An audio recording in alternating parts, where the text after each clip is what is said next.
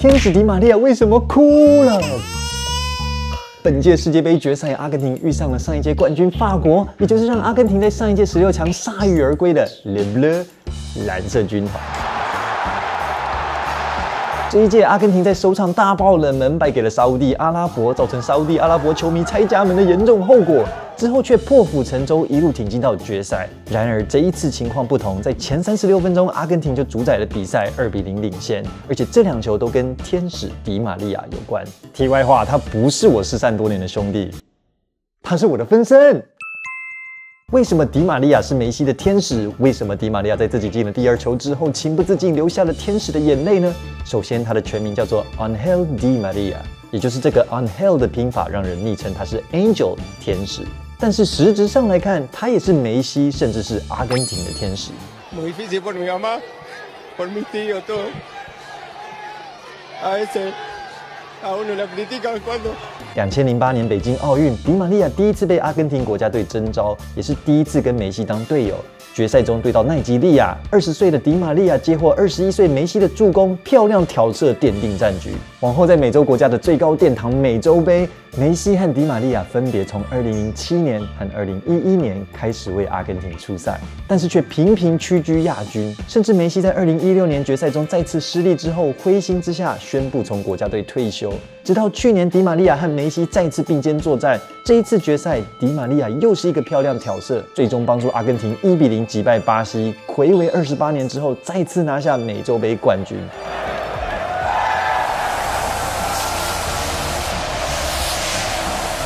然而，世界之巅莫过于4年一度的世界杯。距离上一次阿根廷拿下世界杯冠军已经是1986年的事情了。这不仅仅是全阿根廷人的梦想，也是梅西完美职业生涯的最后一块拼图。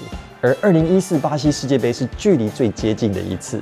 迪玛利亚在8强赛中伤了大腿，导致梅西少了天使的助威，在跟德国的决赛中只能够频频后撤帮忙组织进攻。120分钟的浴血奋战，最后德国替补球员格策在第113分钟上演了准绝杀。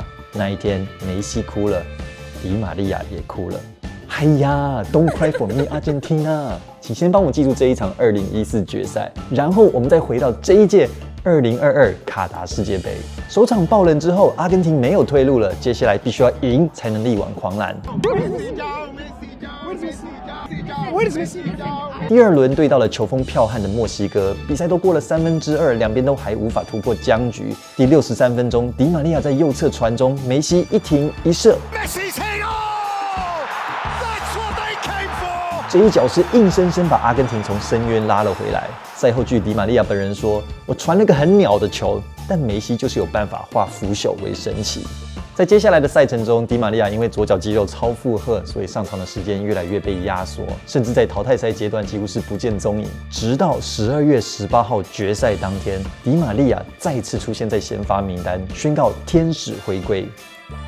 Vamos Argentina!迪玛利亚凭着优秀的个人突破能力，频频在左路造成法国的威胁。终于在第23分钟，天使在底线晃过防守球员，切入禁区，造成对手犯规。梅西罚球拿下第1分。但是法国的噩梦才刚要开始。13分钟后，梅西在中场分球打了一波反快攻。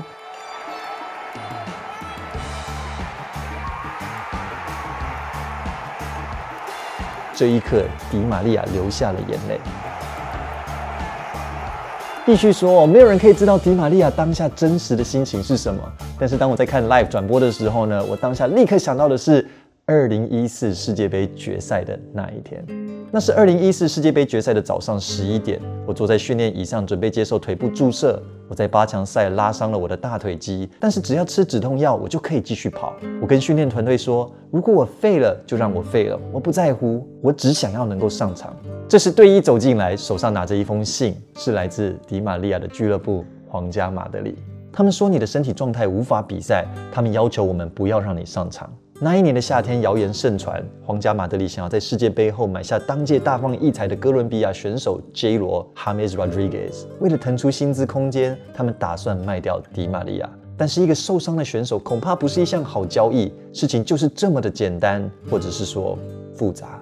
迪玛利亚当下开都没有开就撕掉了那封信，并且跟队医说：“把它丢掉，在这里做决定的是我。”我迫切的想要上场比赛，即便它会毁了我的职业生涯，但同时我不想要为难球队。于是迪玛利亚找上了教练，告诉他说我想要先发。他告诉教练，如果是我就是我，如果是别人那就选别人，我只想要赢得世界杯冠军。如果你让我下场，我会踢到粉身碎骨为止。然后他就在教练面前哭了。事后他表示，他很担心教练是以为他太紧张了，但事实是他知道胜利近在咫尺，只差临门一脚。而现实是，迪玛利亚在2014世界杯决赛坐足了整整120分钟的板凳。赛场上唯一的镜头就是阿根廷战败后，他走在球场上哭泣的画面。所以，当你拉回上个礼拜的现实，当迪玛利亚在第36分钟为阿根廷破门，创造出2-0的领先局面，你大概就可以理解为什么他又哭了。迪玛利亚小时候家里是做煤炭的，所以家里的墙壁从白色渐渐的变成了黑色。虽然不富裕，但是也没有穷着。直到悲剧的那一天，父亲帮朋友买房子做担保，结果朋友后来付不出钱落跑了，迪玛利亚的家境一落千丈。小时候的他非常好动，甚至妈妈在他4岁的时候还为此带他去看医生，而医生的处方是，你猜到了吗？就是足球。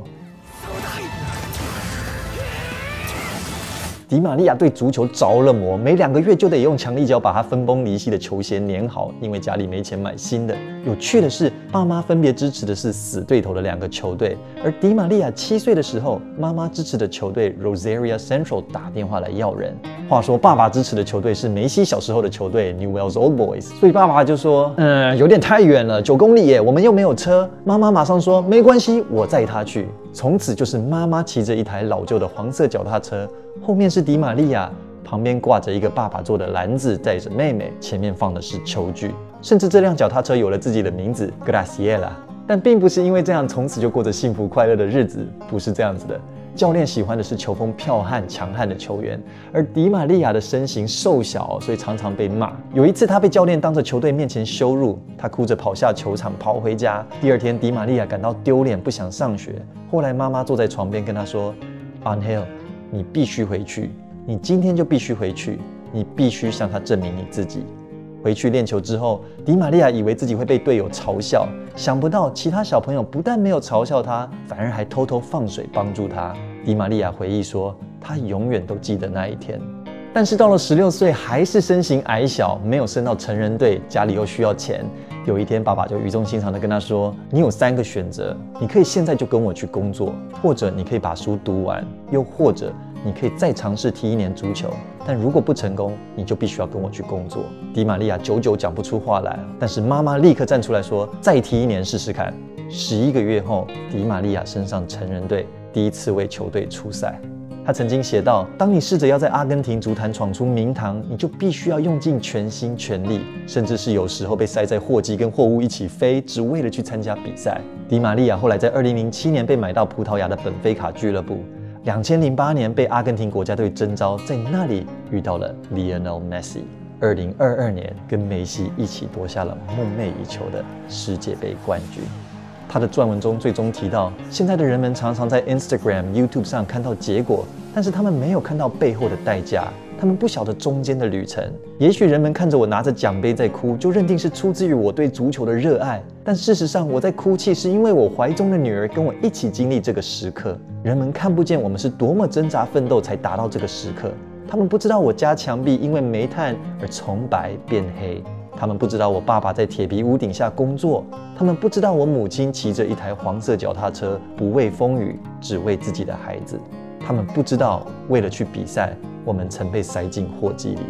这届世界杯结束了，我们做了梅西和迪玛利亚的介绍影片，甚至在世界杯之前就做了短影音。但是整个写完脚本之后，我自己也重新得到了启发。这2位的人生旅程有一个共通点，就是家人。家人对他们无私的爱和付出，家境都不富裕，但是爱却滋养了他们的生命。